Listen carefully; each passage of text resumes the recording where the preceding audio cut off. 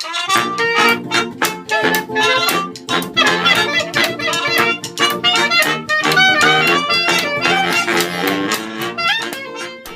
à tous, bienvenue sur Hashtag Protestant 2.0, c'est jeudi le 18 mars à Mittesheim. Je propose de démarrer la journée avec un extrait de l'évangile de Jean au chapitre 6.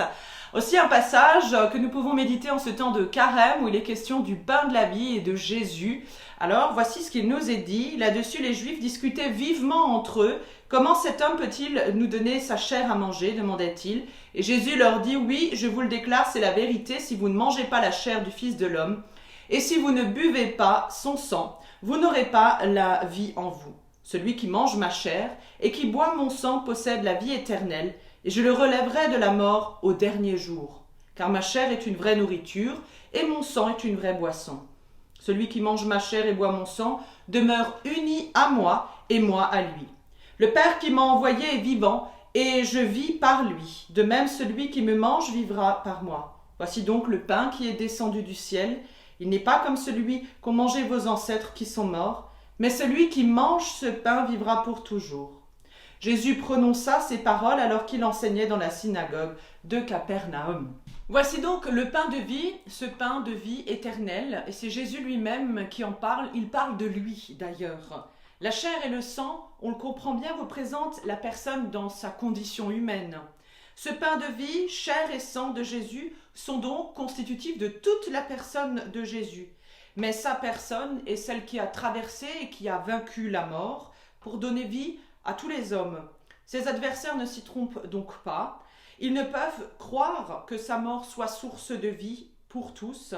Ils en restent donc à une logique complètement humaine et terre à terre, bien physique. Et ils ne peuvent pas se figurer que ce pain de vie peut être autre chose. La logique est inversée dans les mots de Jésus, car croire permet d'être uni à lui et à Dieu le Père. Demeurer en Dieu, pour participer à sa vie, c'est cela la vie éternelle, que Jésus, pain de vie éternelle, est venu donner au monde. Un homme fait de chair et de sang qui nous offre sa chair et son sang pour nous donner la vie, la vraie vie par Dieu et en Dieu. Ainsi donc sur ce chemin de carême, nous sommes invités à regarder vers un horizon fait de vie éternelle, dans un royaume où Dieu nous accueille en chair et en os. Et voici donc la prière, celle pour ce jour, et qui nous vient du livret de la Société luthérienne, une prière composée par la communauté des diaconesses de Strasbourg. Au matin de ce jour, Seigneur, je viens vers toi. Tu m'attends, tu m'accueilles et je me laisse aimer par toi. Tu es celui qui m'entraîne vers l'avant, tu me prends par la main. J'ai peur de ne pas y arriver, de ne pas savoir rester près de toi, de m'échapper trop vite de ta main, mais ta grande patience me précède et jamais tu ne te lasses. Avec toi, Seigneur, je me sens en sécurité. Voici tous les secrets, tout ce qui me semble insurmontable. Je te les donne au matin de ce jour.